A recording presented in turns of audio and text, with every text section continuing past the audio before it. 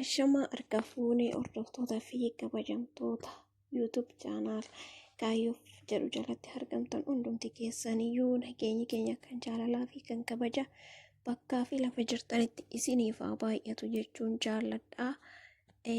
Guyyaa har'aa viidiyoo gabaabaa waa'ee jijjiirraa maallaqaa irraa kan wal qabatudha. Karaa baankiitii fi karaa alaarraa jechuudha. Kana biyyoota muraasa biyyoota Arabaa irratti kan xiyyeeffatudha. Isaan keessaa biyyoota muraasa isiniif qabadhee dhufeetan jira. Aga xumura viidiyoo kanaatti dhaggeeffattanii irraa hubachuu yookiis immoo waan isiniif hin galle koomentii jalatti na gaafachuu dandeessu jechuudha. Kanaaf na wajjiniin turaan affeerraa kooti. Akkasumallee warreen yuutuubii kiyyaaf haarawaa taatan sabiskiraayibii naaf godhaa. yuutuubii haaraa banameedha. Na jajjabeessaa isiniin jedha. Koomentii jalattis immoo dogoggora jiru waan irraa sirrachuu qabnu koomentii naaf godhaa isiniin jedha. Na jajjabeessaa, wal jajjabeessinaa isiniin jechuun jaaladha. Aga xumura viidiyoo kanaatti na wajjiniin bu'aan affeerraa koo kan kabajaati. Akkuman jalqaba isiniif ibsuu yaaletti kan biyyoota Arabaatiin dursa oolmaa gabaa guyyaa har'aa kan karaa baankiidhaa fi akkasuma karaa gabaa gurraachaa jechuudha. Dubaay diraamni tokko har'aa karaa baankiitiin birrii 42 fi saantiba 26 oolee karaa halarraa immoo birrii 50 fi saantiba 68 oolee jechuudha guyyaa har'aa.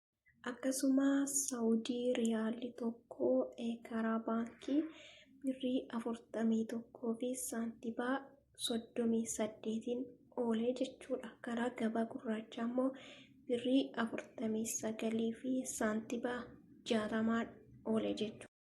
Itti aansuudhaan immoo Kuweet dinaara jechuudha. Kuweet dinaarri tokko guyyaa har'aa karaa baankiitiin birrii 504 fi saantiba 18 oolee jechuudha. Akkasuma karaa gabaa gurraachaatiin immoo 600 fi birrii 5 saantiba 33 oolee jechuudha. Kan itti aanu immoo Joordaan diinaara jechuudha. Joordaan diinaarri tokko guyyaa har'aa karaa baankiitiin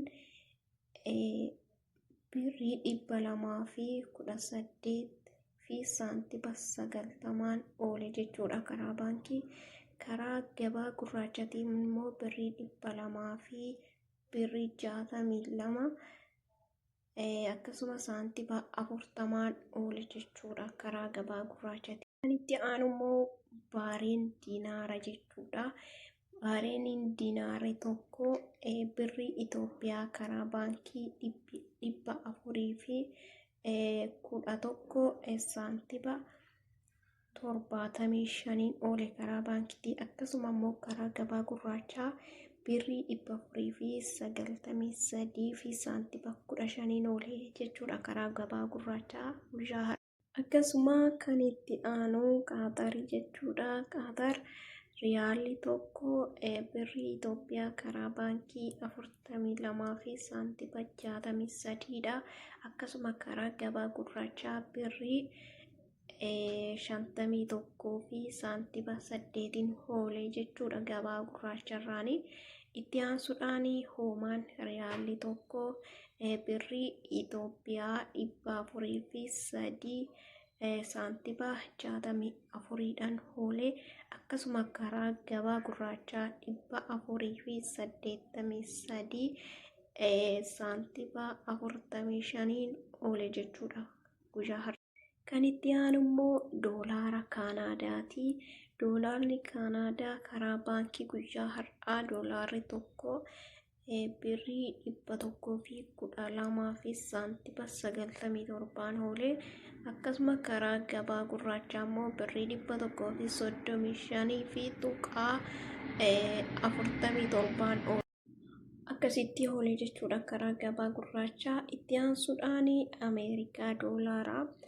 Ameerikaa doolaarri tokko birrii Itoophiyaatti kan inni ittiin oole karaa baankii har'a birrii 155 fi saantiba 31 oolee jechuudha. Akkasuma immoo karaa gabaa gurraachaatiin birrii 186 fi saantiba 8 oolee jechuudha. Karaa gabaa gurraacha yookaan bilaak maarkettiidha.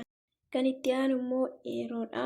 Yeroon tokko guyyaa har'aa karaa baankii birrii 182 fi saantiba 18 oolee, akkasuma karaa gabaa gurraachaa 200 fi birrii 18 fi saantiba 15 oolee jechuudha.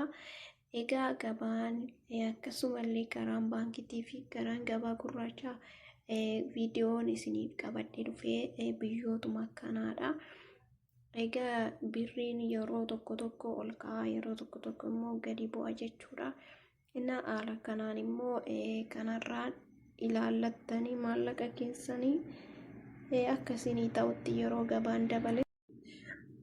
gabaan dabale akkasiniif ta'utti gara biyya keessanitti ergachuu dandeessu jechuudha. Egaa viidiyoon koo kan waa'ee birriitiin wal qabatu kanuma irratti dhaabbata. Akka guyyaa biraallee qabadhee isiniif deebi'uuf maatii naaf ta'aa, na jajjabeessaa. yuutuubii kiyya haaraadha. Sabiskiraayibii naaf godhaa, laayik naaf godhaa. Akkasumallee irra caalatti koomentiin keessan na barbaachisa. Koomentii naaf godhaa isiniin jedha. Egaa viidiyoo biraatiin deebi'ee dhufutti nagaan naaf turaa isiniin jedha. Fayyaan dhabina, fayyaa ta'aa.